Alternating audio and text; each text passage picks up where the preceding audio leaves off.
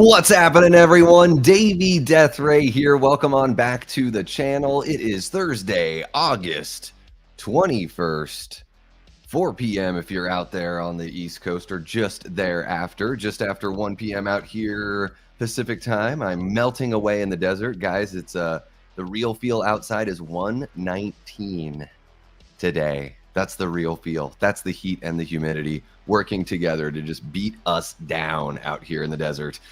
And if you're out in the UK, then you're getting 2 days in a row of nighttime streams. How about that? It's about 9 p.m., I believe, out there in the UK. So welcome one, welcome all. I hope you guys are having a great week. It is officially Friday Junior, as we call Thursday here in the Death Ray household. The Death Ray bedroom, the Death Ray studio.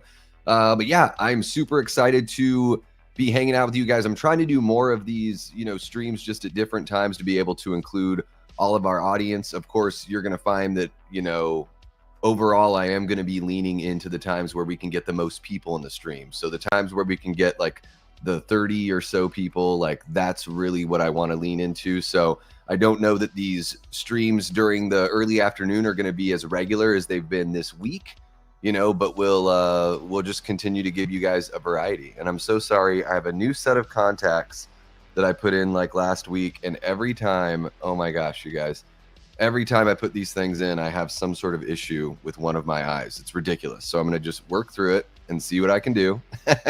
But let me say what's up to you guys. And yeah, today is going to be all about chatting about that, childhood scares, the gateway horror movies that got us into this genre of film. So, let me know some of your favorite gateway horror films, or just, even if it wasn't gateway, if it was something like, a parent or an uncle or a cousin or a babysitter showed you some movie that was maybe you shouldn't have been watching when you were 5, 6, or 7 or 8 years old or whatever. Let me know in the chat. I'm going to say what's up to everybody, but I'll star any of those remarks about your favorite childhood horror films, or just even stuff that's like horror adjacent that got you kind of interested in horror. Let me know.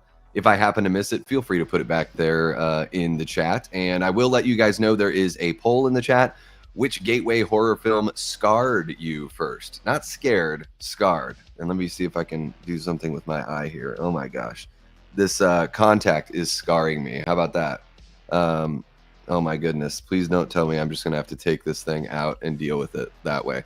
Okay, so we've got Gremlins, Poltergeist, The Witches, and Return to Oz. So far, we have 11 votes. Poltergeist is winning 64% to 36%, so it's just a 50-50 race right now. And then, guys, I want to let you know we've been having amazing growth on the channel.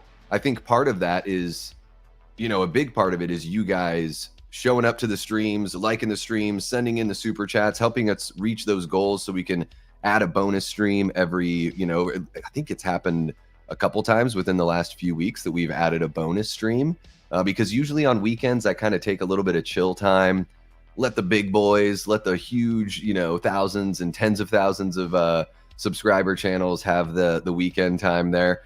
But also you guys share in the channel on your social media platforms and everything. So I just wanted to let you know I have that link pinned in the chat. It makes it really easy if you want to copy that link, share it on your Facebook, on your Twitter, on your Instagram, whatever, as I continue to mess with my eyes that are just driving me nuts all of a sudden. I'm so sorry. I know it's got to be incredibly distracting for you guys as well. But I've got that dropped pinned in the chat there. And then I'm going to drop another link. Guys, this is just for a channel that I really enjoy, Haddonfield Radio. I love these guys. I've been listening to them for, I don't know, maybe it's been about a year. One of our subscribers, Toronto Freddy, an amazing cosplayer that dresses up as Freddy, and I believe he works in show business. I can't remember exactly what his role is, but he works, I believe it's behind the camera, up there in Canada, Toronto area, I would imagine. And yeah, Toronto Freddy onto the Haddonfield Radio channel, and it's great. Not only do I enjoy it as a fan for insight and little tidbits and just the sense of community and everything like that it brings, because I'm such a nerd about these movies as well, but over the last few years they've been covering the big three. So what they do on their show, the format It's about a 3-hour show. Every week every month they put one out, and it's a long format. It's 3 hours long, pre-recorded, and the first half of the show is usually telling like a real life story that is either directly connected or tangentially connected to the film they're going to cover. And then the back half of the episode, they do a commentary it's not a scripted commentary, but they've done their own research and brought up a bunch of talking points and tidbits and fun fact, all that kind of stuff.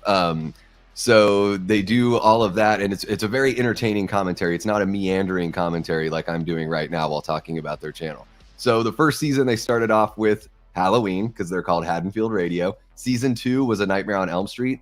And right now they're just about to close out the Friday the 13th franchise. I believe they've got just a couple episodes left of that one. And we are making plans to bring these guys on the show. I'm not sure if it's going to be pre-recorded or if it's going to be live.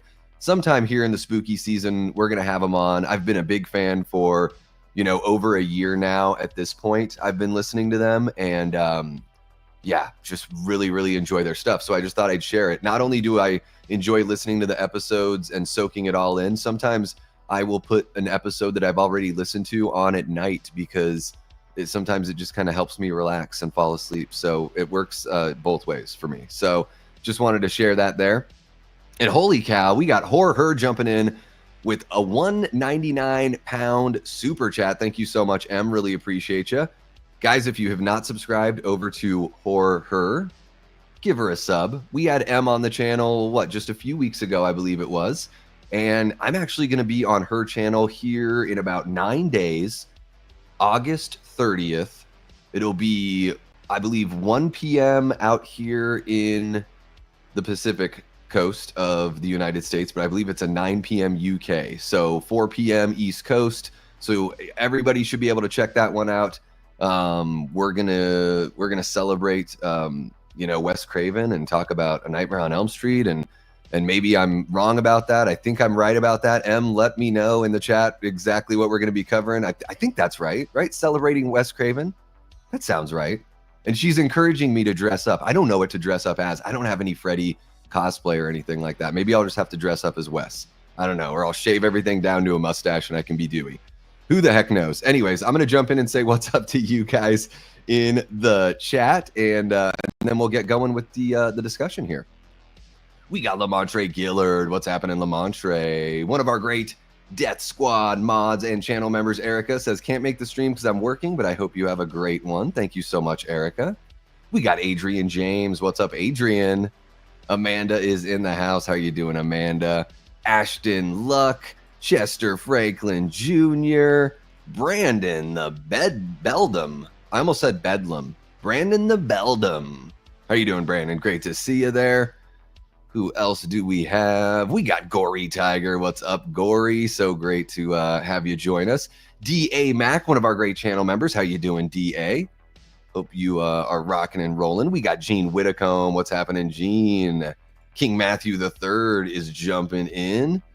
And congratulations on finding out that you guys are pregnant, King Matthew. Wishing you guys all the best, of course. We have the lovely Miss Brooke Scarlett, one of our great channel members and Death Squad mods, reminding everyone to stab that like button. That's right, hit the like button. Subscribe if you haven't already. Holy cow, guys, we just reached 1,650 subs. So we just hit 1,600, not even 2 weeks ago. Here we are at 1,650. I'm getting a little nervous that we're going to get to 2,000 before Halloween, October 31st. Because, guys, if we hit 2,000 before Halloween, I promised you all that I would dress up as the Alpha from 28 Years Later for a Halloween live stream. So, getting kind of nervous on that one. I think I'm still going to be okay. But if you guys really pick it up and start sharing the channel a lot, and if the momentum keeps on building, I might be in trouble. So yeah, we'll see how that goes. And of course, we got M there. Thank you so much for joining us, M. This is exactly why I like doing this, so we can have some folks, from the UK join us, and just all over the place, all over the world. All right, who else do we have? I'm starring everyone's chats when I'm seeing a mention of a movie. So there you go. We'll definitely bring those up later. Mrs. Doubtfire actually scarred me first is the super chat message that M sent in. Wow. Yeah, just you mean seeing Robin Williams dressed as a woman was what scared you the most or scarred you the most? Is it when his tits catch on fire? Is that what did it for you? Or is it the putting the pie cream all over his face? Very, very odd. We got Based Logic in the house. What's happening, Based? Yes, we will bring that up for sure. Let's see here. King Matthew, I see yours as well. Ben Grimm, welcome on in. I've got your chat starred also. I see a question here that's a little, it's not really off topic. So I guess I will be mentioning that one here in just a little bit as well. Okay, we got Aaron Click in the house. What's happening, Aaron? So great to see you. We got Jamie Hart, our OG Death Squad mod, our mama mod. There we go. Welcome on in, Jamie, one of our great channel members as well. And yes, M confirms Wes Craven talk, some of Nightmare on Elm Street, Scream, Serpent in the Rainbow, Last House on the Left, whatever we got for our Wes Craven talk, we'll talk about it all. I know I didn't mention every single movie he made, but there we go. Maybe I need to watch Swamp Thing before that stream. That's Wes Craven, right? The Swamp Thing movie? With Adrienne Barbeau. Oh my gosh, twist my arm having to watch Adrienne Barbeau and her buxom build. How about that? All right, let's wait. I meant to snag this one. Literally remember the first time I saw it at the age of about 3 and ran out screaming. Yeah, I can see that. And you know what? That just made me realize, like, I think one of the very first things that ever scared me or scarred me as a child was the V miniseries on television. I was just, I don't know, maybe 3 years old when they reran it. Because I think it came out in like 83 or 84. I was born in 82. So I definitely have no memory of seeing it on its original run. But they must have rerun that miniseries or that mini movie or whatever to build up to the final battle or the TV, whichever came last. I think the TV series might have come last or something like that. But yeah, for sure. Let's see here. Here's an idea. You could dress up to celebrate Wes Craven. Dress up as Ghostface. Okay. I'd have to go get a costume because I lost the Ghostface costume in the divorce, unfortunately. I got the Jason mask. She got the Ghostface mask, even though she's a total fucking poser when it comes to horror movies. Aaron says it wasn't necessarily gateway horror. Okay, so we got some Salem's Lot. Excellent. I'm going to bring all of this up. TV ad for Magic in 78 was traumatic. I've never heard of that one. Okay, cool. I've got some of these chats starred from you guys, and I'm going to bring this one up. There we go. So now we're officially going to be getting our discussion going. And guys, really quick before we jump into the full discussion, you saw that M from Horror Herd dropped that £1.99. I do have a super chat goal going. So if we get 9 more super chats of $1.99 or more, I will do a bonus stream this weekend. So I think that would be Saturday night. And of course, super chats are just, talk about bonus. The super chats are a bonus. Really, I just want you guys to kick it here. Hit the like button, subscribe if you haven't already, share the channel. I think that's one of the best things you can do for the channel is just spread the word. And if you want to go that extra oomph and, really what I'm trying to do here is I am trying to realize this dream of, I would love to do this, as close to full time as possible for you guys. Now that would be a ways away, but there's no reason to not sort of, start thinking of it in that sense because there's so much time that gets put into the channel. I would love to put in more, honestly. Like this is the kind of thing, when you feel like you're sort of like working for yourself and it's a hobby, something that I really enjoy, like 80 hours a week. I don't care. Like I would do it. If it was 80 hours a week, like just to stay afloat, but keep the growth going and keep getting it better and better, then I would absolutely do that because it's something that I'm passionate about. So just wanted to put that out there, but of course not a requirement. However, I will say this, if you do have something wildly off topic, you want me to answer some question about something that we're not covering on the stream, the best way to do that would be a super chat because I'm going to keep things, kind of focused on what we're talking about on the stream. So speaking of which, let's start talking about the topic of the stream. So Brandon the Beldum says, Davey Deathray, It 1990. So this are his gateway horrors. It 1990, Jumanji. All right, I haven't thought about that one in a while. That does have some, I can totally see that at a certain age. I was a little bit older when that one hit the theater, but I could totally see that, having those gateway kind of feelings for sure. Scream, of course. I mean, that's straight up horror. So yeah, if you see Scream as a kid, ooh, Tremors, that's a really good gateway as well. I think that was 1990, if I remember correctly, Brandon, and that's an early one that I saw too. My brother Rob was really into Tremors when that came out. It was huge on VHS for those for everyone that was born in the 70s or 80s and remember when Tremors hit VHS. It was something that I didn't hear about until people were renting it and bringing it to their homes. It 1990, some nightmare fuel. I think I prefer It 1990 to the newer It movies. They really don't scare me. I don't know what it is. It might just be an age thing too, guys. The fact that those came out when I was in my mid to late 30s. The second It Chapter 2 is like, talk about a snooze fest. Boring as all get out. Like, just get me out of here as soon as possible. Let's see here. King Matthew says, my dad showed me Nightmare on Elm Street when I was 4. Wow. That is brutal, Matthew. And that was my first horror movie I watched. And one of my favorites. That's a great horror film. That very first Nightmare on Elm Street from 1984. Total classic. My favorite in the franchise. Easy. I love that. People act like Freddy only got jokey later on. But there's a dark sense of humor that's, I would say, is like the better side of Freddy. Is that dark? What do I call? I usually refer to it as, what's the term that I use that I'm totally brain farting on right now? He gets some sort of sick pleasure out of it. I'm trying to think of the exact word, but I can't think of it because I am stupid. Seeing the original Texas Chainsaw Massacre as a kid. Holy crap. That is wild. As a kid, DA Mac.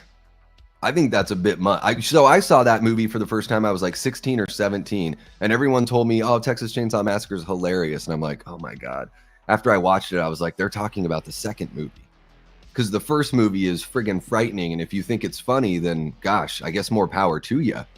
But I think that first movie is an absolute, creep fest. Still creeps me out as an adult. Wow, that is how old were you, DA Mac? What year was that? And how old were you? I'm just curious to know like the time frame. Are we talking renting on Betamax? Or are we talking, VHS or what? Base Logic says Texas Chainsaw Massacre 2 as a kid. And that movie is very comedic based, but I think as an adult, the comedy comes through, but I can only imagine seeing Texas Chainsaw Massacre 2 as a child and having it be absolutely freaky, because that movie is like sensory overload. All the screaming, it's got even more screaming and more laughing than the first movie. And that movie is wild. And it's, TCM2 it didn't resonate with me. I've only seen it once though, but and I repeat myself a lot on the channel, I know, but just in case you're tuning in for the very first time or whatever, I like to give kind of full context. I really appreciate that Tobe Hooper, did something different with the sequel for sure. It's just that the comedic side for me, when it comes to TCM, I much prefer the darker, more serious kind of gritty feel. But I'm glad that he didn't just rehash stuff, in the sequel. King Matthew says, I think the first I Know What You Did Last Summer scared me so bad as a kid, especially at the ending when the fisherman jumps at Julie. Oh, the jump scare and everything. So that was your gateway, or was it A Nightmare on Elm Street when you were 4? I would say A Nightmare on Elm Street when you're 4 has got to be the gateway for sure. And there we go. Ben's got a great answer. The Gate is my favorite gateway horror. It's right there in the title. And Ben, thank you so much, by the way, Ben, for sharing that the Halloween trailer had dropped in the chat yesterday. Once I got off that stream, I had direct messages and text messages about it, but I'm giving you the credit for breaking the news because you jumped on the stream to let me know. So you were the first person to do that. So thank you very much. And I've never seen The Gate guys. I'm fucking up. I know. That's Steven Dorff as a little kid. Is that right? I need to see this one because it looks so good. It's got that Gremlins feel, even something like, I think what Joe Dante ended up doing Small Soldiers in the 90s, and he had directed Gremlins, but Small Soldiers feels like a Gremlins kind of The Gate sort of vibe, with the animation of the action figures and everything. So I've got to put The Gate on the list for this spooky season for sure. Brandon wants to know if I'm planning on buying the A Nightmare on Elm Street 4K Steelbooks or the standard 4K release. I don't think so. I don't have a 4K player and I don't have a 4K. I have a 4K television. I don't have a 4K player. And I am not a physical media chaser. So that's actually a topic that I kind of want to cover here on the channel, because there are so many. Sometimes it's like some mediocre movie. No one ever talked about this movie. No one gave a crap. And then Vestron or Synapse or Arrow or whoever puts out some Steelbook box set. And of course, people care about A Nightmare on Elm Street. I just mean in general when it comes to physical media. And there'll be some limited box set that's like $80. And all of a sudden, all of the little physical media channels all over the place pop up. And now we care about this movie that we've never talked about before, or at least never talked about on our channels before. And I just find it, to me, it's like, are we just trying to manufacture FOMO or people feeling left out because they can't afford to buy everything? And maybe that's just me projecting because I can't afford to buy everything.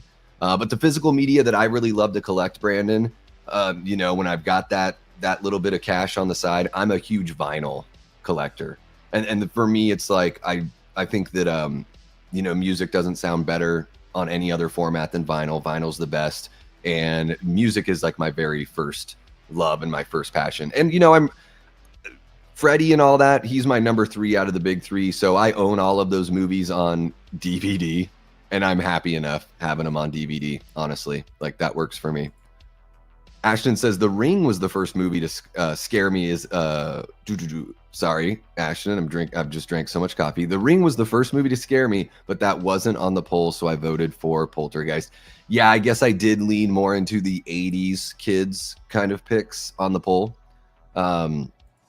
Definitely, this is all 80s kids, I would imagine. I mean, of course, 90s kids, you could still grow up with these movies, but let's see here. I might as well end this poll. 18 votes, guys. Let's go ahead and see what the final tally is, and then we'll jump on back in with everybody hanging out in the chat.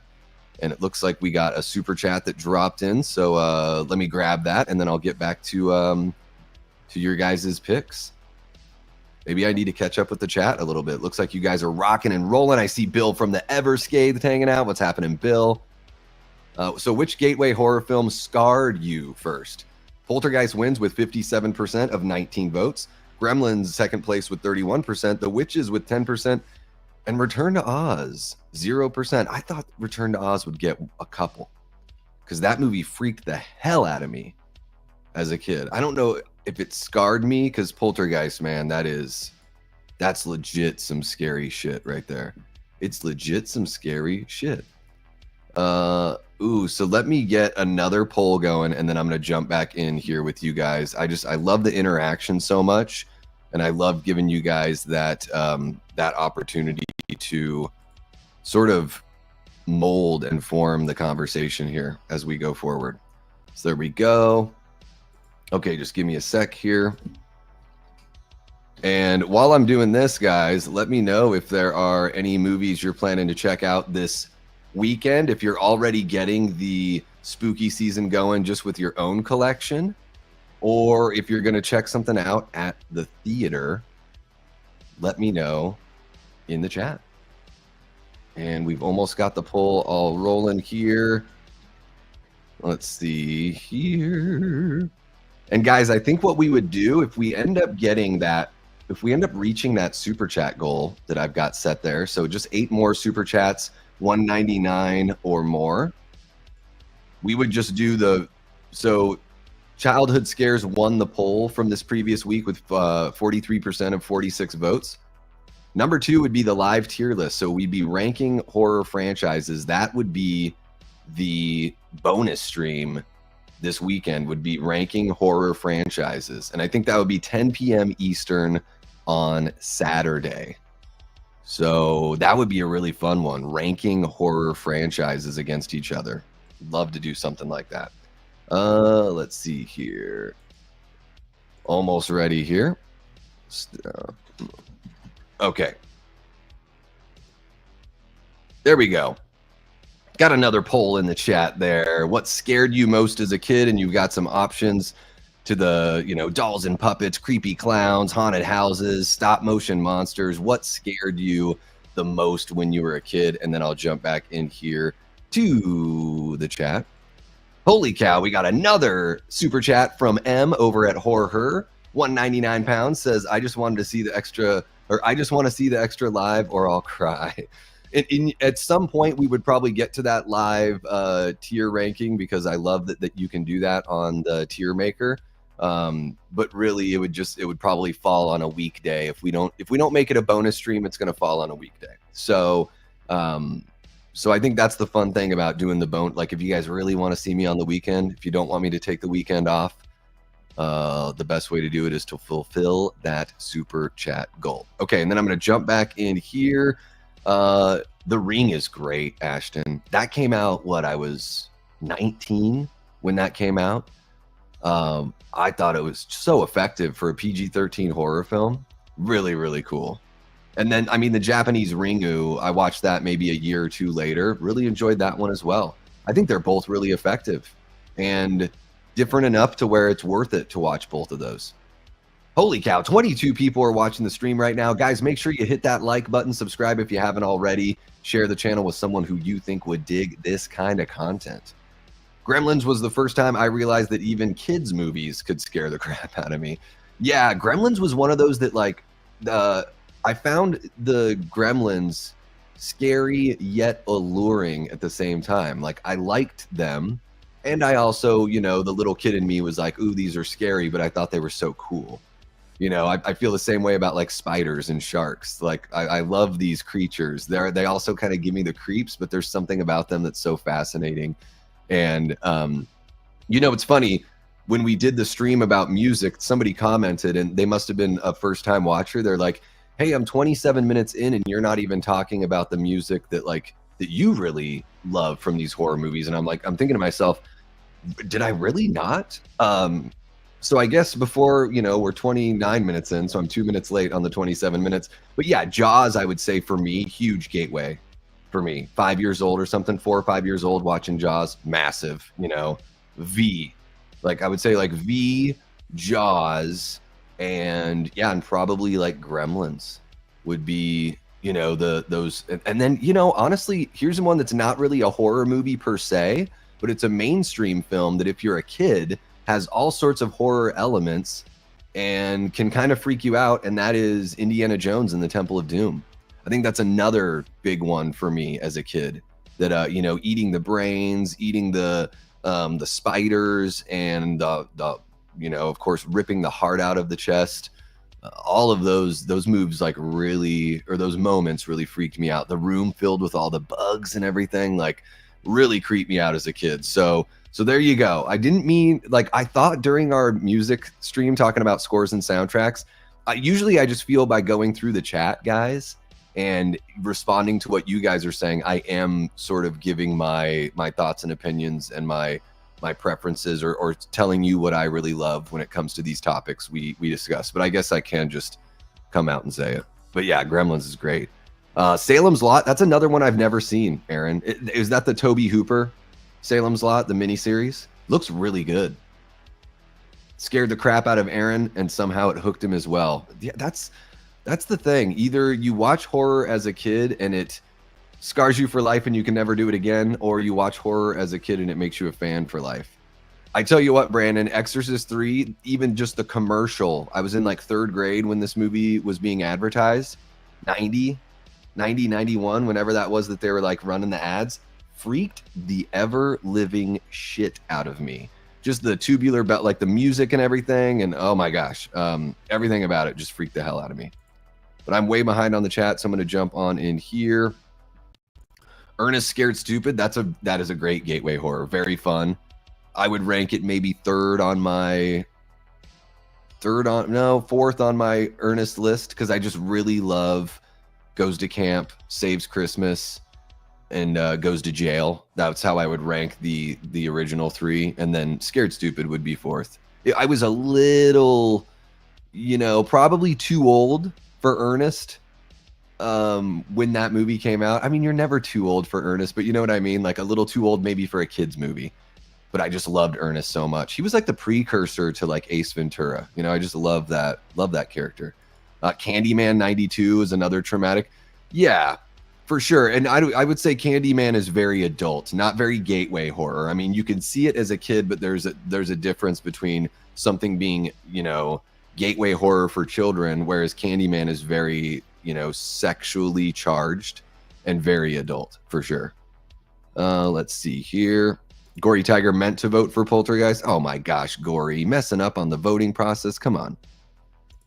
I don't know if any of the, I mean, I guess, I would say the original Halloween is still made for adults because there's all that nudity.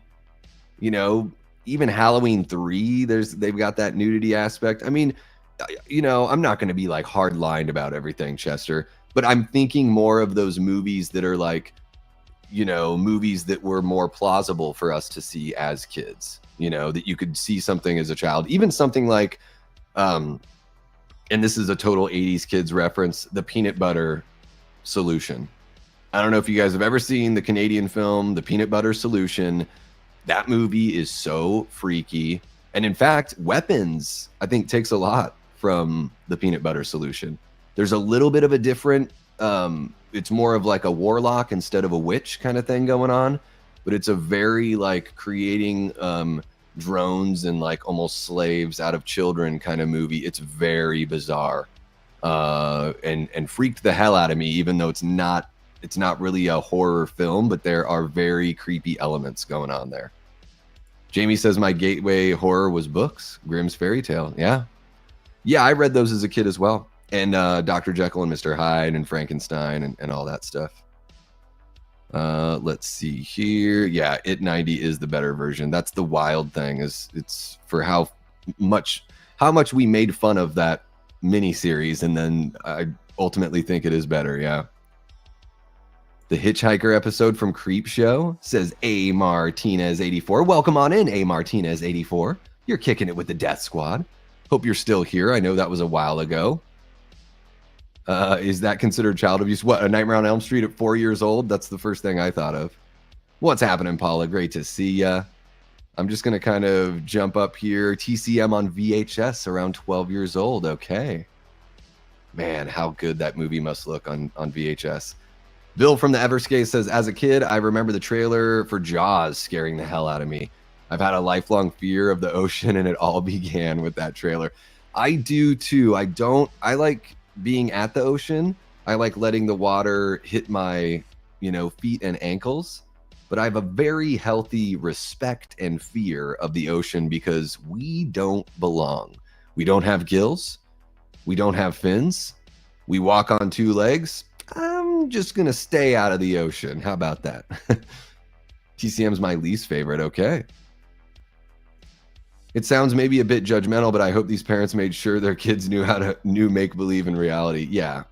I think that's kind of how it goes. I mean, for me too, it was like when I was watching all these movies, sometimes I was kind of sneaking around to do it, admittedly. I mean, there were times when my mom was like, I don't want you watching that, but it was like Friday the 13th on the USA Network. And I'd be like, Mom, they don't show anything. Like, it's just, when I was watching Friday the 13th on the USA Network, it was probably like 89, 90, 91, 92, like that era, so it was, Jason was it was so fresh, like the popularity and the pop culture, the way he was resonating in pop culture. So as a kid, I was just like, you couldn't keep me away from that if it was on TV. There you go. Chester's Gateway is Halloween 78. Yeah, the score, the photography by Dean Cundy, amazing. And watching it on the AMC. Yeah, I saw it first on USA. Halloween 2 was my first exposure to Michael Myers. Yeah, wild stuff. I know there's so many movies I've missed, Bill. There are so many movies I've missed. Yeah, I got to check out The Gate. Jamie watched The Gate in the theater. There you go. Just watched The Gate again on Tuesday night, says Amanda. All right, well, I need to catch up, y'all. I need to catch up. My gateway horror was a Serbian film, says the person behind bars. Probably. Yes. I won't even watch that movie. I have no interest in watching that movie. A friend's mom rented us TCM and Friday the 13th, the final chapter from Video Depot. That is a great double feature. 12 years old. What a double feature. Oh my goodness. I bet you got a lot of sleep that night there. I am so far behind on the chat. Maybe I'm not. Maybe I am. Ooh, haunted houses. Mainly because I lived in one. That's wild, Em. That is wild. I think Beetlejuice counts as gateway since it's got that comedic edge and everything. Yeah, for sure. Oh, yeah. Bill says, I saw E.T. when I was like 5 years old. The first time that Elliot sees E.T. out in the tall grass when he shines the flashlight on him scared the shit out of me. That's really funny, Bill, because I was visiting my parents earlier today and my dad brought up E.T. and my mom was like, E.T. isn't horror. And I was like, well, there's, depending on how old you are, there are moments in that movie that could be scary to a kid. Even like the government trying to like, you know, come after Elliot and E.T. And then, you know, it kind of turns out that the government they're not really the bad guys in the whole situation, that there is a, you know, a genuine curiosity that doesn't seem to have, you know, a negative approach or anything like that. But yeah, I can see that a, you know, 5-year-old kid being freaked out by a movie like E.T. for sure. Let's see here. What do we got? Tyler, I totally missed you jumping on in. Tyler Adams, one of our great channel members, says, actually, puppets do scare me. I had recurring nightmares about the puppets from Labyrinth that want to take off Sarah's head. There you go. Dude, puppets are there. It's that uncanny valley kind of thing, I think, with the puppets. And they can just look so grotesque. We got Dean Renner in the chat. What's happening, Dean? Great to see you. One of our channel members, Patreon members, and Death Squad mods. He says, I think Halloween in 1990s, it really did it for me when it came to horror. How old were you when you saw those, Dean? Jaws was definitely my first gateway movie, then Halloween, then Friday the 13th. Yeah, Jaws is a perfect gateway horror, guys, because it's mainstream, it's PG, it has all sorts of elements, so it's not strictly a horror movie, but it has enough of those elements to where like a child could watch Star Wars, a child could watch Jaws with their family, and those horrific moments could have a lasting impact and get them into horror later, like it did for me. Yeah, for sure. Yeah, Jaws is a very strong gateway horror. I think I think of Jaws, Gremlins, and Poltergeist as like the strongest three. Tyler says Ernest Scared Stupid's great. His favorite Halloween movie. I need to watch it again. It's been so long. I rented it a few times when it came out, and I probably haven't seen it in it's just over 30 years old, something like that. So I probably haven't seen it since the mid to late 90s. Know what I mean, Burton? Oh my. Tyler's dad was a Vern. That must have been fun for you guys as kids, razzing him about that. Hoobie Halloween felt very Ernest-esque. Yeah, I didn't watch that one. Some of these things, because I don't, you know, some of these things I just give a pass. I don't have kids or anything like that, and I've sort of lost the urge to watch some of the more like child, you know, driven stuff. Davey, Salem's Lot did scare me. The jail scene made me jump. Ooh, I've never seen it. I gotta check it out, and then maybe watch that reimagining. How many versions of Salem have there been? 3 versions of Salem's Lot, because wasn't Rob Lowe in one of these versions of Salem's Lot? Todd Bound jumps in and says, my late wife's father owns the ad agency that created Ernest. Holy crap. So they created Ernest, or did Jim Varney, did he already have the so he wasn't doing the character like on stage or anything? I always thought that Jim Varney was maybe doing it as almost like a stand-up kind of character or something like that, and was discovered. But I have seen a lot of those older ads. I guess I didn't know that it originated with that it was like an agency idea for the character, because yeah, he advertised all sorts of stuff. A lot of sodas back in the day. I think I've seen some like Sprite and Mellow Yellow and stuff like that. So those commercials are great. That was my first exposure to Ernest for sure. Let's see here. You turn into a full-grown adult once you see Tom Atkins' ass in Halloween 3. His ass and that massive back. Never seen the peanut butter solution. Yeah, let me... that's so great that you're still here.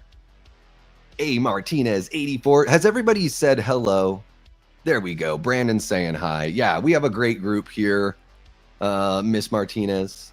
Yeah, really, really fun community. So if you haven't hit that subscribe button, think about doing that. And we go live all the time and try to be as interactive as possible. And oh my gosh, guys, before I forget, I'm going to post all about it on social media and all that stuff. And I'm sure you guys know from hanging out on the live streams. But tomorrow night, 10:30 p.m. Eastern time, we're going to do a Chucky versus battle. So Child's Play 2 versus Bride of Chucky. And that's going to be with Mark from Tales from the Shelf, who always joins me on these versus battles. And we're getting Cody Leach, Mr. 200K YouTube subscribers, on the panel with us as well. We've got 8 categories.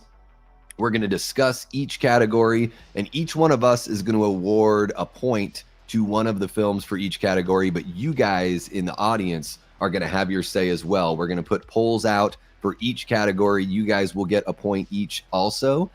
And man, these versus battles, they usually go down to the wire. Last category or two, they're pretty neck and neck a lot of the time. I don't know what it's going to be like with this particular battle, but we will crown one of those movies, Child's Play 2 or Bride of Chucky, the king of Child's Play sequels. So make sure you set the notification. The stream is up on the channel, so you can hit that notification button for that specific stream if you would like to as well.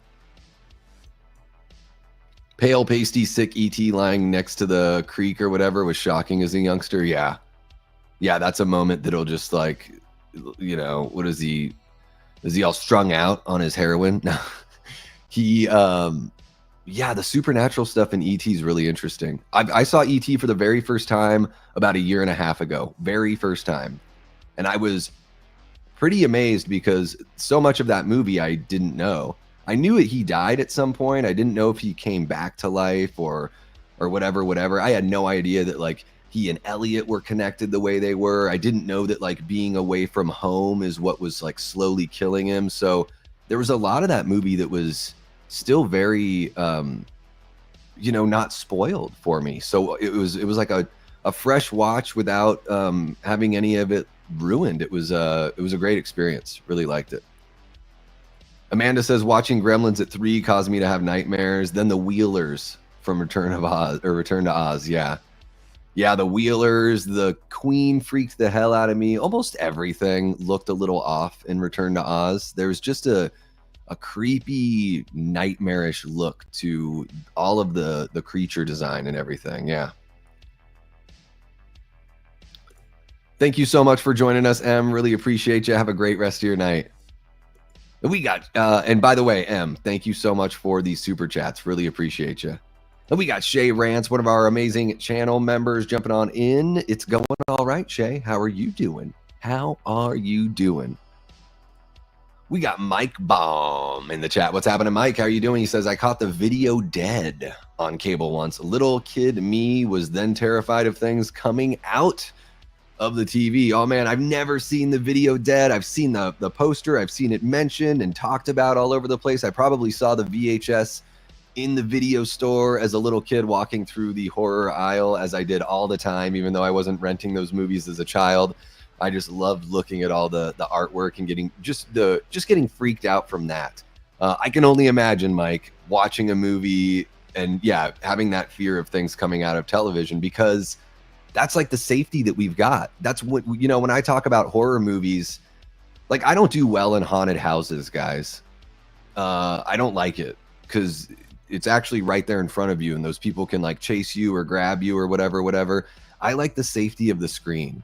And so a movie that breaks that illusion of safety from the screen, especially when you're a kid and you could think that, oh my gosh, maybe this actually could happen. Yeah, that sounds super freaky. And thank you so much for joining us, Mike. I'm not sure if this is your first time here, but welcome on in. Hopefully you dig the vibe here and you come on back. Dean was probably about 6 or 7 seeing Halloween and It. Yeah, dude, that's... Yes. Tim Curry's Pennywise, some of those moments with Pennywise coming out of like the drain in the shower. Super scary stuff. Yeah. Who else do we got here? Ooh, the Thriller music video. I love that. Never scared me, but I loved it for sure. I would, anytime it came on MTV, I was watching it for sure. As cliche as it may be, says Todd, my gateway into horror was Night of the Living Dead. It ran a lot, or on TV a lot when I was a kid. Yeah, that's a movie that I didn't see the whole movie itself until I was about 15 or 16. But it's one of those, you know, it pops up all over the place. It's in the, you know, Halloween 2, it's in the background. I feel like it's showcased in so many movies that I knew about all the, you know, they're coming to get you, Barbara. Like I knew all about that and everything. I didn't know the way the movie ended, which was a shock and, you know, would be kind of a thing that Romero would do, you know, the not so happy ending or up in the air kind of ending. Yeah, Night of the Living Dead is a great gateway horror for sure. Let's see here. An early memory is seeing the person pop out of the freezer in the original TCM. Yeah. In my adolescent mind, I remembered it as a washing machine. Yeah, she's like completely in shock. Oh my gosh. Yeah, the original TCM, the hammer hit, that's a big moment for me that just really freaked me out. Yeah. Another film that was my gateway to horror was The Craft, 1996. It had some horror elements that scared me as a kid. Yeah, the getting into that witchcraft and everything like that. E.T. looks like a white dog turd at the end of that movie. He does. When he's in the creek, for sure looks like that. Bill says, when we were kids, my brother got a Charlie McCarthy ventriloquist puppet, and it used to freak me out. We kept it in our basement toy box, out of sight, out of mind, or so I thought. There is something really freaky about a doll. Especially the dolls with like the glassy eyed, like wide eye kind of stare. Those are really freaky. Bill follows that up with one day we were all playing hide and go seek in the house. I went to hide in the basement closet, and when I opened the door, the puppet came falling out on top of me. Horrifying. Did you wet your pants, Bill? It's okay. This is a safe place. You can tell us. We won't screenshot it and share it with the public. No, yeah, that sounds super freaky deaky. What Charlie McCarthy ventriloquist? It's like I can picture it, but I want to see it for myself. So I'm gonna check that out on Google really quick. Let's see here, Charlie McCarthy. There we go. Okay, I think it's exactly what I was picturing. Yes, that is a freaky doll. It's like the quintessential ventriloquial figure, but very, very creepy. Yeah. Puppets from Puppet Master really freaked me out as a kid. Yeah, I really like that first one. I really dig it. Like that first Puppet Master movie has really, it's got some charm, but I can see, yeah, being a kid, having that freak you out. And then I was sort of on the flip side. My first like killer doll experience, other than seeing the cover of the movie Dolls in the video store, which I've still never seen the movie. The cover is just amazing, just gorgeous. You know, Child's Play really got me. And I've shared this a couple times on the channel. Yeah, I watched that, you know, right around the same time I was getting into like Halloween and all that kind of stuff, Friday the 13th. But there was something about Chucky that really resonated. I'm guessing it's because Andy was such a little kid and I was, you know, 8 or 9 when I first saw, you know, the very first Child's Play. So I loved like the voodoo doll, and I just loved the personality of Chucky and everything. And even though I was like maybe a little bit too old for it, I asked for a My Buddy doll for Christmas that year because I wanted something that reminded me of Chucky. That's the kind of weirdo I am. Yeah, I guess Goosebumps does count for some of you younger folks. I never watched that show. I watched Are You Afraid of the Dark? I dug that show quite a bit when Snick started back in the, you know, early to mid 90s. And then, you know, we didn't have HBO growing up, but every year they would do that free week of HBO. And then maybe I'd be hanging out at a friend's house that had HBO. So catching Tales from the Crypt whenever I could, for sure. I think Twilight Zone is another great, like, gateway horror. You know, as a child, I remember specific moments in episodes, you know, the Eye of the Beholder episode where the doctors are all trying to fix the woman, and she's, you know, what we would describe as a classically, you know, beautiful, you know, absolutely gorgeous woman in the face, but they're talking about how hideous she is. And of course, when they pull off their surgical masks, they've got like the warped face with the upturned kind of pig nose and everything. Those images like really stuck with me as a kid whenever I just happened to be flipping through and would see something like the Twilight Zone. So I think, you know, goosebumps for, you know, some of the, you know, the generation right behind me, but the reruns of Twilight Zone that I saw, and then of course, you know, I mean, the Twilight Zone goes back to the mid 60s. So even, you know, people that are just behind my parents' generation, you know, grew up with that kind of stuff. Holy cow! Tyler Adams drops a $1.99 super chat. Thank you so much, Tyler, and says, "What are your favorite Dee Wallace roles?" Man, I will say this: I need to see some of the big ones. I saw The Howling when I was a kid. So I think the last time I saw The Howling, I was probably 12 years old. So it's been over 30 years. So I need to rewatch that one to really, like, you know, soak it in as an adult to feel like I've really got that experience solidified. I think she's really charming and great in E.T., of course. But then another one I need to see her in is Cujo. I've never seen Cujo. Never seen it.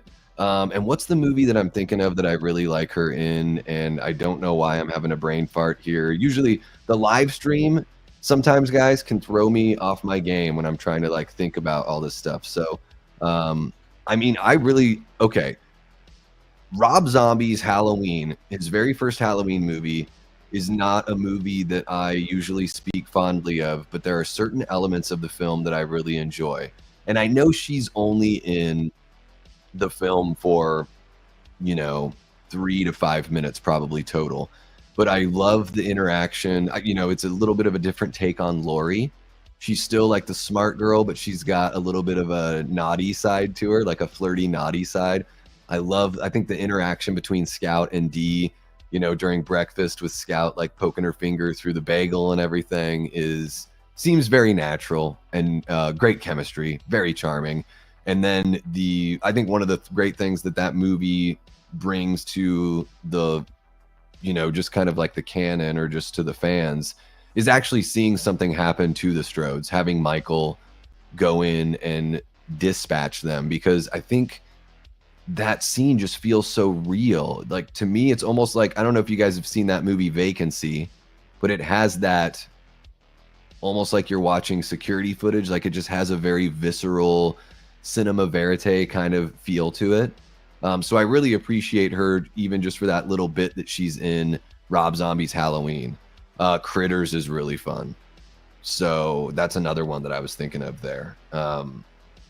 Yeah, so that's what I think about when I think of Dee Wallace. But yeah, charming and hilarious in E.T. Very, very cute in E.T. She's a total cutie. But I need to watch The Howling again. And I need to watch Cujo also. So again, letting you guys down with some of the movies I've missed for sure. Dead Silence and Insidious creeped out Brandon. Yeah. You know, middle school age, okay. I would say middle school could maybe count for gateway. Once you're in high school, I don't know if it's really gateway unless you've never seen a horror movie before. But yeah, I think those are good ones. Or if you were relatively young when like Sinister came out. Sinister's great. Okay, so I didn't even know that Stuart Gordon created or did Dolls. So I love Stuart Gordon's flicks. So Dolls is going to be watched this spooky season. And guys, let me know in the chat really quick.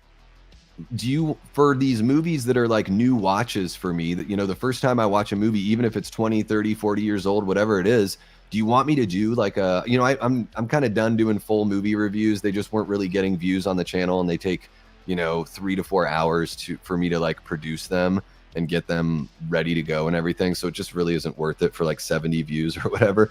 But do you guys want me to do little YouTube shorts where I just give my, you know, 1 to 3 minute thoughts on these classic films? I don't know. Let me know in the chat. All right, Jamie digs the It remakes.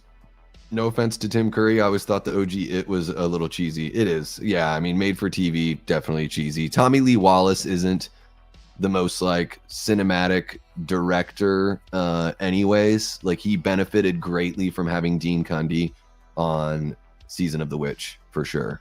I don't know what it is, Jamie. I think with the It remakes, I'm like, every time they try to scare me, it's the same. They just keep on doing like the same two things, like just back and forth. So I just end up getting really bored at like the weird kind of twitchy stuff and the augmented face and just all the, I don't know. I'm just sort of like, okay, he's doing that again. So I think for me, it was like the repetition that kind of bored me.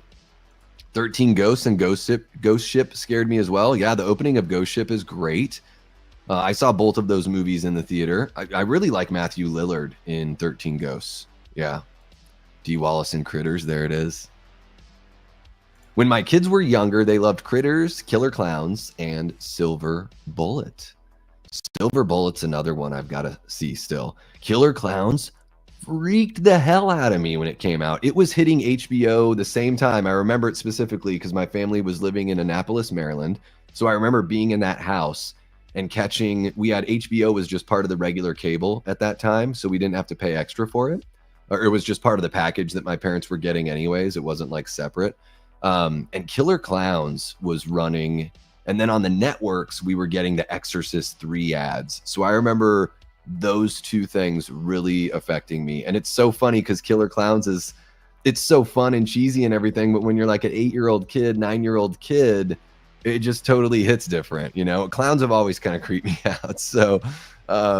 So yeah, it definitely hit different there. But that's awesome, Brooke. That's I think those are great picks, you know, and appropriate for the age for sure.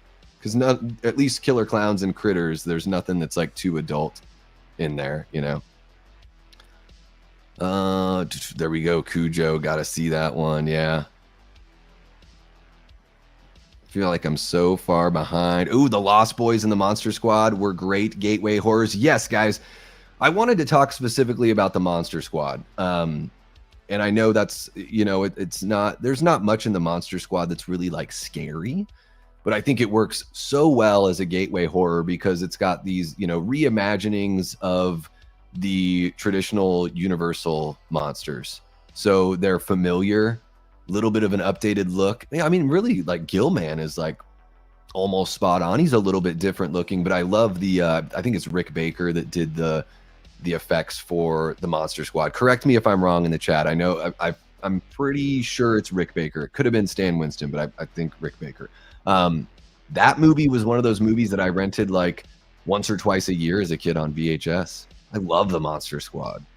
Like, I think I think the Lost Boys is great. The Lost Boys is a little more like kind of like teenager, you know, for me at the age that I was at that time, Bill. So I was like the kid, I would gravitate towards the Monster Squad, whereas like my older siblings would gravitate towards the Lost Boys, especially like my sisters because of the beautiful boys in the Lost Boys. But yeah, Monster Squad, amazing. We got to do a Monster Squad watch party on the channel this you know, this spooky season. Maybe a little maybe not a stream, but maybe I could do a pre-recorded sort of video just kind of celebrating that movie because it was a staple for me as a kid. Let's see here. What else do we got? Yeah, Tales from the Crypt's amazing. She's great in The Howling, so that's another reason why I have to revisit that one. Yeah. All right. Davy. Cujo. You've never seen Cujo? You've got homework tonight, pal. Cujo and The Gate. Watch them. Yeah, there's because Bill, I'm such a creature of habit. I rewatch a lot of movies that I love because I find comfort in that. So that's kept me from seeing some of these classics. And I guess when I should have watched them all when I was younger, because you know how it goes, Bill. You just seemingly get more busy as you get older. Something Wicked This Way Comes really affected me as a kid. I remember watching that in school. Yeah, it's got what's the actor's name? I think he was in is he the same guy from Brazil? Oh shoot, Dee Wallace is in The Frighteners. It's been a while since I've seen that one. I totally forgot that she was in it.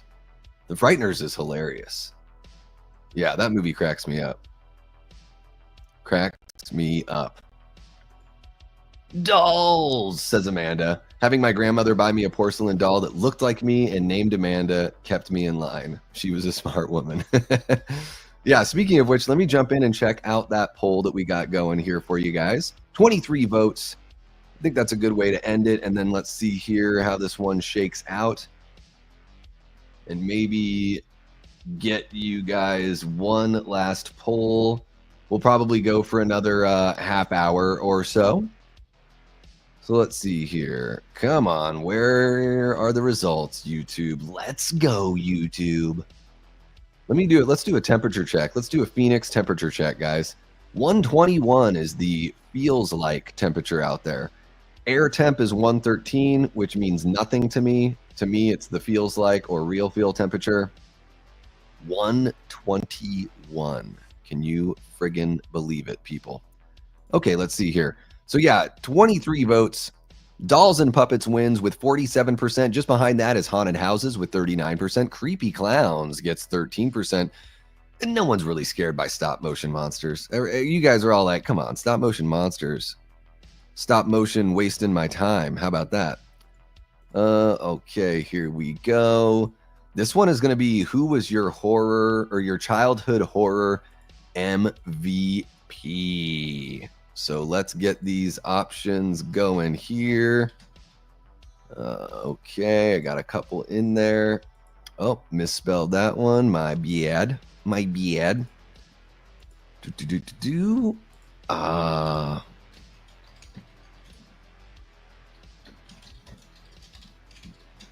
Okay, one more.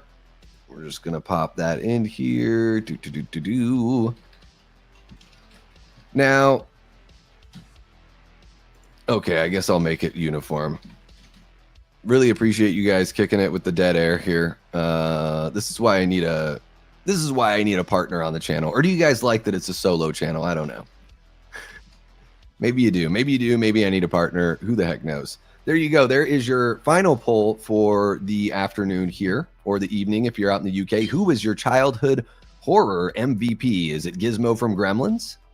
Is it Lydia Dietz from Beetlejuice? Is it Carol Ann from Poltergeist?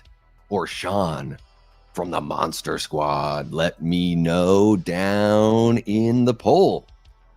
And let's see here. We have 27 minutes left for the super chat goal. We've got 3 in there. Really appreciate everybody that's contributed. Again, not required that you give super chats, but they certainly do help the channel and help me, get closer and closer to achieving that dream of doing this for a living.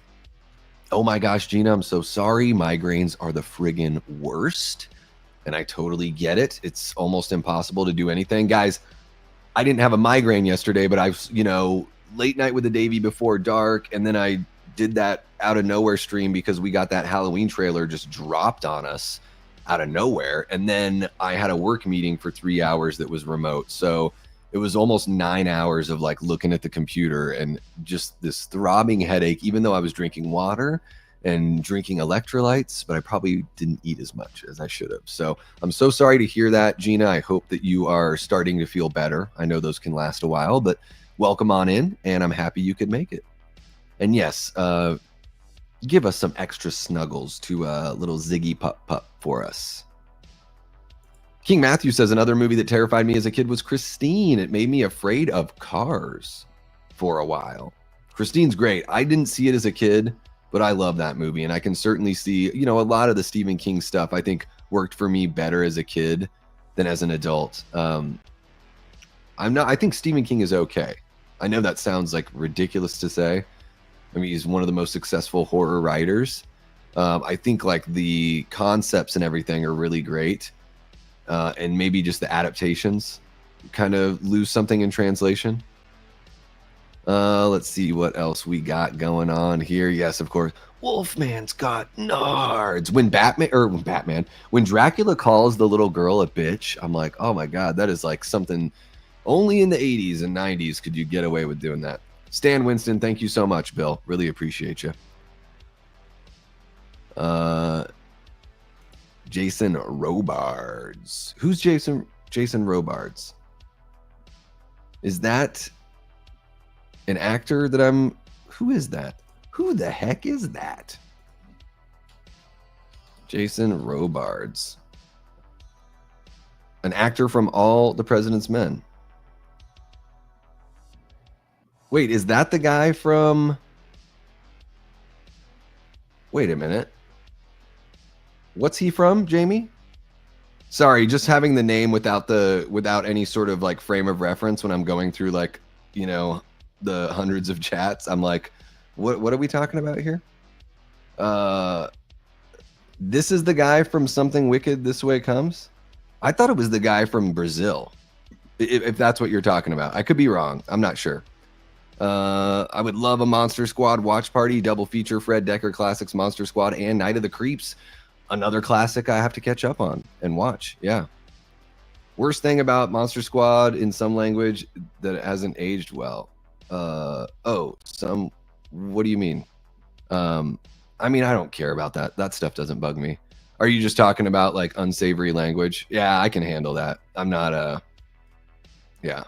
I think sometimes, Aaron, like when people have an issue with that and they can't like, I think that's more of a them kind of problem. You know, people that can't put themselves in that space and time and realize that like it's just the way people talked. It doesn't mean it's okay. The movie isn't trying to justify it. The movie is just trying to be true to the time that it captured. So I think having an issue with like language in older movies is akin to wanting to take Huckleberry Finn out of the library because of the N-word. It's just like I don't understand it. Like it's just it's not there to sow any sort of like hate or anything like that. It's just an accurate reflection of the time that it was created in. So yeah, I mean, what can you do? Kids were different back then. Let's see here. What's an MVP? It's most valuable player. Does it say MPV in there? MVP. Okay. Whew. Yeah, most valuable player. It's a sports term. We're just using it for the movies now.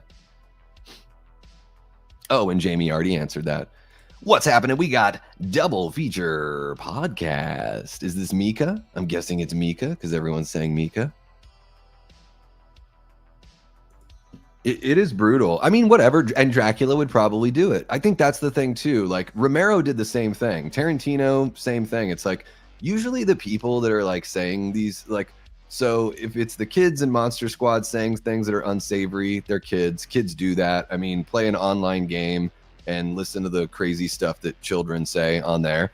And then even with like Romero in like Dawn of the Dead, a little bit in Day, and then of course Tarantino like throughout his whole career, it's like the people that are saying these things are not good people. So I think that's another thing that's important to keep in mind. It's not the creator trying to justify that the language is okay to use. It's more about, again, creating a world that feels immersive and true to, you know, what it's trying to portray without trying to spew hatred or sow any kind of hatred.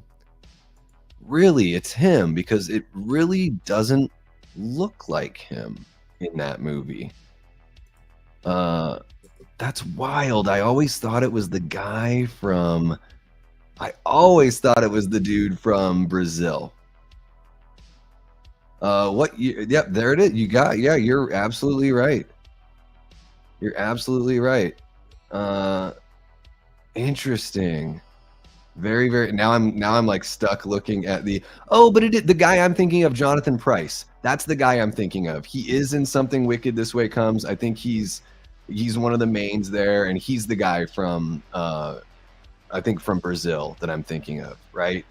And now I'm just like stuck. Now I'm in an IMDb like loop of shame here, trying to make sure. Yes, he's Sam Lowry in Brazil. Okay. Whew. So they're both in there, Jamie. Okay. I was like, oh my God. I'm like, how am I remembering? Is it that bad, the Mandela effect? And then there you are. I didn't even have to look at IMDb. Maybe sometimes I should just like read ahead in the chat there. Favorite of ours growing up was The Witches. We're also big fans of the book. Yeah, that was in the first poll we had, Mika, as far as like which horror movie like scarred you the most. So it was like Gremlins, Poltergeist, The Witches, and Return to Oz. And I think Poltergeist blew away all the competition there. I kind of wince a little hearing it, but I'm not shocked and offended. Well, there you go. Have a great one, King Matthew. Thanks for kicking it with us, bud, and congratulations again on the on being pregnant and getting that wedding all planned out. Okay, guys, I'm actually caught up with the chat. That is amazing. We have 21 people hanging out, guys. If you're just joining us, or maybe you've only joined us within the last few minutes, make sure to hit that like button. It really does help out the stream, and it helps give it that second life. Hit that subscribe button if you haven't already. Share the channel with someone who you think would dig this kind of content, because guys, the channel is growing so well, and like really hats off to you guys for making that happen. We just hit 1,600 2 weeks ago come this Saturday, so it hasn't even been 2 weeks, and we're at 1,651 already because you guys have been checking out the pre-recorded stuff. You've been active in the chat. You've been supportive with the super chats as well. Some people have been gifting memberships. We're like at about 65 members right now, which is amazing. I've got a members only stream coming up this weekend. It'll be on Sunday, and I believe we're shooting for about 3 or 4 p.m. Eastern. So keep an eye out for that, members. In fact, today I should put out a poll just to see, what kind of topic you guys would like to discuss. I have a whole bunch of ideas. I'll just throw out a few to you guys and let you guys have at it with the votes. And then, yeah, guys, just want to remind you here, we have about 10 minutes left, so we'll continue with the discussion, but 10:30 p.m. Eastern tomorrow night, Chucky sequel battle, Child's Play 2 versus Bride of Chucky with Mark from Tales from the Shelf and Cody Leach. And you guys are going to want to show up for that one live, because you're going to actually have a say in which film wins that battle, because you will get to vote on each category and award a point for each category. So you guys are going to have an 8-point, swing. We're all going to have 8 points. So it'll be 32 points overall, and whoever gets those, a majority of those points, is going to be crowned the king of Child's Play sequels. How much fun is that?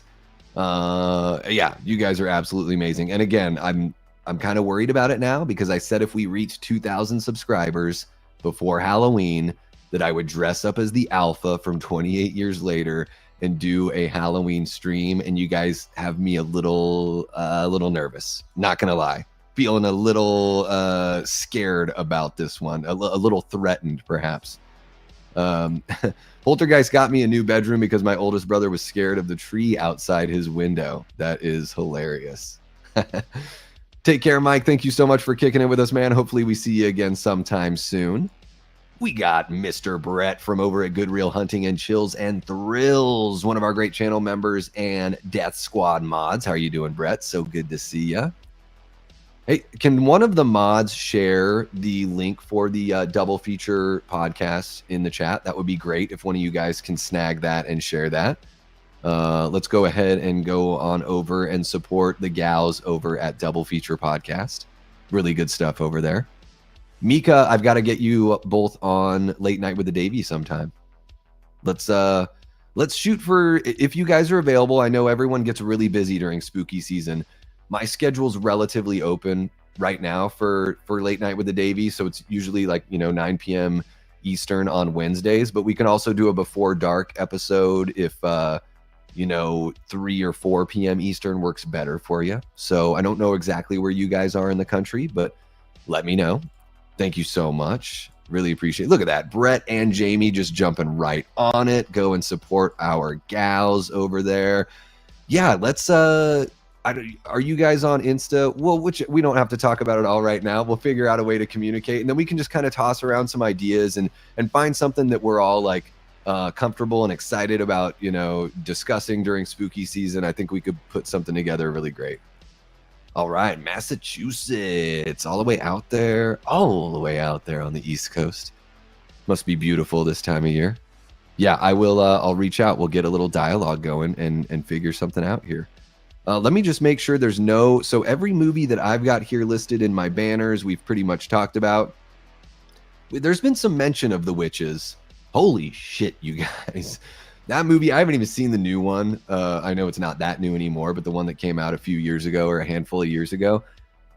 Jesus Christ, The Witches freaks the hell out of me. I mean, Roald Dahl, there's something about, he's got that really charming, creepy childhood kind of thing going. You know, the between Willy Wonka and The Witches, and what was there? There's another, isn't there another bigger one he did? But man, the transformation scene in The Witches, nightmare fuel. And Angelica Houston, that's like an actress. I've thought she's so beautiful forever. Like I've just been kind of in love with her since being a kid. Maybe not so much with The Witches, but like Addams Family, and then even like moving into the Wes Anderson movies. I thought she was still like, you know, she's still very beautiful as a, you know, as a woman that's far beyond my age. But The Witches, it was one of those things where I was like, this is just giving me nightmares, you know, where I was never a Hocus Pocus kind of guy. I think a little bit too old for Hocus Pocus. I know it gets a lot of love coming up this time of year. You know, I think maybe that's just kind of like when you were born. And obviously I think, you know, the ladies enjoy Hocus Pocus, at least in my experience, more than the guys that I've known. And that totally makes sense. I mean, you got Sarah Jessica Parker, she's just a magnet, you know, for the female fandom, and it totally makes sense. But you know, that's a movie I've never seen. Whereas The Witches, caught it a couple times as a kid, absolutely scared the shit out of me. Yeah, just freaked the hell out of me. Love that transformation scene in The Witches. Angelica did a great job. Yeah. Oh, she's fantastic. The Child. Yes. Here's another one too, and guys, please don't hate me. But this stream could be turned into a drinking game. Drink every time I say I haven't seen a movie, and you'll be hammered. You might need an IV after the stream. Coraline by Neil Gaiman. Yeah, never seen Coraline. Yep, I know. I know it's not strictly like a little kids movie or anything like that, but guys, I think is you know, being somebody who is not a parent, I think I missed out on a lot of stuff that was sort of like, you know, in that era that skewed a little more towards kids, you know, than strictly being for adults. I know that I'm not saying it's a kids movie. I know that it has like some pretty intense themes and a lot of adults really enjoy it, but it was just something that, you know, when I was hanging out with my friends or hanging out with whoever I was dating, it just never came up to watch it, you know? Yeah, I don't think I have any interest in watching Hocus Pocus. Certain movies that came out in the 90s that are just like, maybe I was just a little too old for at the time. I just don't really have a desire to watch the more like kid leaning kind of stuff. That's what I've heard, is that it's very creepy. You need to see Hocus Pocus and Coraline. They're much better than you think they are. Okay. I don't even know what Hocus Pocus is about, but something about the cover of that movie just makes me not want to watch it, honestly. Like something about it, I'm just like, this looks like it's not for me. And that's okay. Like I don't need to understand everything, and not everything needs to be made for my demographic or for me personally or anything like that. Coraline is incredible, says Tyler. I mean, the animation and design is beautiful. Yeah. Coraline is probably on once a month in our house. That's awesome. Never seen Coraline. This is a spooky season must watch. All right. I love Henry Selick. Is that the animator? I think that was made in, you know, I moved to Portland maybe right after Coraline was made, and that was like a big talk of the town, is because I think the animation studio was there in Portland, and they were doing all sorts of stuff at that time. I don't know if they're still around though, because it's really tough on those animation studios keeping the, you know, staying alive. Universal Classic Monsters are great gateway horror experience. Yeah, I was really into that stuff. I know I've said it before on streams, guys, but I used to, you know, in my little Glacier Valley Elementary School in Juneau, Alaska, I would go to the library and we had those series of books. I don't know if you guys have ever seen them. I think James Rolfe, the angry video game nerd, I think he showed them off during one of his, Monster Madness kind of thing. There are these little, I remember them being rectangular, but almost square in proportion. And they had like a little orange top with a black and white. And there was the books were only about that thick, maybe. There was just one book for each one of those Universal monsters. So I would check out the Dracula, the Frankenstein, Creature from the Black Lagoon, Dr. Jekyll and Mr. Hyde. And it would give you the history of, up to that point, the history of that character portrayed in visual media. So that's where I learned about like John Barrymore playing Dr. Jekyll and Mr. Hyde. They go all the way back to like the Thomas Edison Frankenstein movie. And so you see all of these different iterations up through like even with Dracula going up to like Blackula and the Hammer films. And that was like my, once I probably after watching the Monster Squad, wanted to check all that stuff out. I was the kid that was renting the Dr. Jekyll and Mr. Hyde video game. Talk about the angry video game nerd as a kid. I was just so obsessed with that story and those characters, specifically Dr. Jekyll and Mr. Hyde. Love him. Love that book. I think one of the better books from that era. And Robert Louis Stevenson's one of my favorite authors and poets. Love his poetry as well. If you didn't know that, if you didn't know that he did poetry, I think it's called My Shadow, one of my favorite poems of all time. But yeah, Universal Classic Monsters, awesome gateway. Always going to be appropriate, always going to be age appropriate. And some of those movies, specifically Bride of Frankenstein, I think still holds up. Like the visual effects in Bride of Frankenstein are amazing. The projection and everything, just everything they do. The music is incredible. I think Bride is so much better than the original Frankenstein film.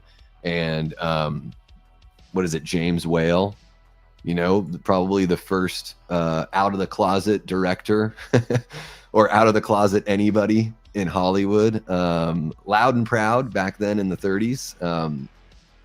Fantastic filmmaker. So yeah, Universal Classic Monsters, absolutely. And then maybe once the kids become a little more adult and maybe they're in their 12, 13, maybe you can start showing them the Hammer versions because it gets a little more graphic with the violence and then there might be some nudity depending on what movie you're watching. Yeah. Gina hates kids films.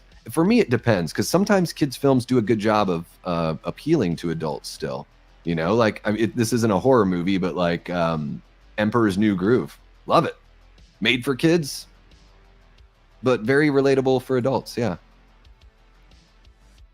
I promised my oldest to be other mother for a con or Halloween. There you go. That must be, yeah, because there's two different like dimensions or whatever in Coraline. My cousin worked on the Shadow King film that never got made. Was that from the same studio that did Coraline? Is that a character in Coraline? I'm not sure. Again, I haven't seen the movie, so I'm doing my best, folks. I won't accept this hocus pocus slander. I mean, I just say I don't think it's for me based on the cover, so I don't even know. I honestly think you'll like both of them. You have no idea what you're missing. I'm sure I would like Coraline. I don't have any doubt there, for sure. I love Bette Midler from my childhood. I like Bette in Drowning Mona. So fucking funny. What's happening? Eli Cortez, one of our great channel members in Death Squad Mods, says, what's up, Davey and Mighty Death Squad? At work right now? Just popping in to say hi. Well, hopefully you can hit that like button as well. The director of Nightmare Before Christmas and Coraline. James and the Giant Peach. Monkey Bone with Chris Kattan. Whoa. Or no, not Chris Kattan. Yeah, Chris Kattan and Brendan Fraser. Is that Monkey Bone? I think that's Monkey Bone. Okay, let's see what else we got going here. We're going to start winding down. Gina says, I started with Hammer Horror from the age of 3, then Halloween age 4. Wow, there you go. Spoken like a true Brit, right? Hammer Horror from age 3. I love the style of those movies. Those Hammer films look so good. The consistency in the production design, and even the consistency with the casting for a lot of it. And what isn't usually like, aren't all the, there's always a male lead named Paul in these movies, especially like the Dracula movies. It's hilarious. I remember checking out classic monster books from my elementary library all the time. Yeah, that was me. I was the kid that they were like, do we need to talk to your parents? Do we need to have a conversation? Yeah, Drowning Mona is one of my favorite dark comedies. Tremors was mentioned. Yeah, maybe one of the first ones, Dynamite Tiger. Yeah, way back an hour and a half ago. But yeah, Tremors is absolutely amazing. We just did a watch party on that one. That is a great gateway horror film. You know, really just a little bit of language. The violence isn't even graphic. At least the violence on the people isn't graphic. You do get to see the guts of the graboids, which is pretty fun. Yeah, Tremors is amazing. Thank you for sharing these ones there, Eli. Really appreciate you. Yeah, go give Good Real Hunting a sub, and Chills and Thrills. If you like watch parties, guys, sub on over to Chills and Thrills. Brett is doing weekly watch parties Saturday nights, 8 p.m. Eastern, and there's usually like a running theme. And he's looking for audience input on, you know, which movies to cover moving forward, so you can have your voice be heard there as well. Shadow King is another Henry Selick film. Disney hired him after the success of Coraline. Then a new boss came in after 2 years or so and said kids don't like stop motion and canceled the film. Yikes. You know what I really want to see, Tyler, from Disney? I want to see The Black Cauldron. Bring it on back. We're doing all these live action remakes, but they're doing live action remakes of movies that, you know, have a great audience already. Let's do a live action remake of a movie that doesn't have, you know, that huge built-in audience, and do something, you know, what is it called? I think it's Tales of Perdane is like the name of the overarching story, because The Black Cauldron is just one of the books. But some high fantasy, some live action high fantasy from Disney could be really, really cool. And The Black Cauldron, talk about gateway horror. That's a gateway horror animated film. One of the last ones I think that Don Bluth did with Disney. It's a 70 millimeter film. It is absolutely gorgeous. It's a really fun movie. It's also got some great nightmare fuel. The Horned King is one of the freakiest characters I've ever seen in animation. He raises the dead with the Black Cauldron. They even had to cut certain scenes from the movie because they weren't going to get a PG rating if they didn't cut these scenes. Like, that's how crazy the movie was going to be initially. But The Black Cauldron, can't recommend it enough. Last I checked, it was on Disney Plus. I would imagine it's still there. If you haven't seen it, it's a great movie to check out for sure. Dark Crystal's another really good one, you know, for that kind of gateway thing. Yeah. There you go. Let's see here. What else do we got? Jamie Hart's link is dropped in the chat. And here we are, guys. We are at about an hour and a half. So I think that's a good, I think hour and a half is a good kind of, you know, time to start wrapping things up on these streams. I mean, always, guys, if we're in the middle of a conversation and it's really like the discussion is just like popping, like I'll just keep on going and everything. But I'm trying to be a little more, especially since I'm streaming a little bit more. I'm trying to, you know, episodes that are about that hour and a half, you know, still give me some time to take care of things in my regular life, like exercising, having meals at decent times. That would be kind of nice as well. And I've got another work meeting coming up here in a few hours. So I might just want to, you know, decompress a little bit. Maybe watch The Gate. Maybe watch Cujo. I need to watch, what are the other two that I need to watch that I've got brought up here? The Kill List, because Gaz Hearsome dropped a New Zealand $20 super chat for The Kill List, so I have to watch that. Stage Fright, I really want to check out Stage Fright. I have both of those pulled up on Tubi, and yeah, so I'm probably just going to get into a little bit of relaxation here. Guys, keep an eye out if you're not already subscribed to the Horror Show channel. Eli, I'm not sure if you're able to drop a link in the chat for that, or if one of the other mods could do that, but just shot a review for the 3rd episode of Alien Earth with Cecil and Mahalo over at the Horror Show channel. I don't think it's dropped yet, but I would imagine it's going to be dropped sometime today. And if you're not subscribed over there already, go ahead and hit the sub button. I think we're right around 55,000 subs, maybe even a little bit beyond that. So hop on board with the Horror Show channel. All sorts of great content coming out over there. And I'm one of the team members, so I'm not there all the time.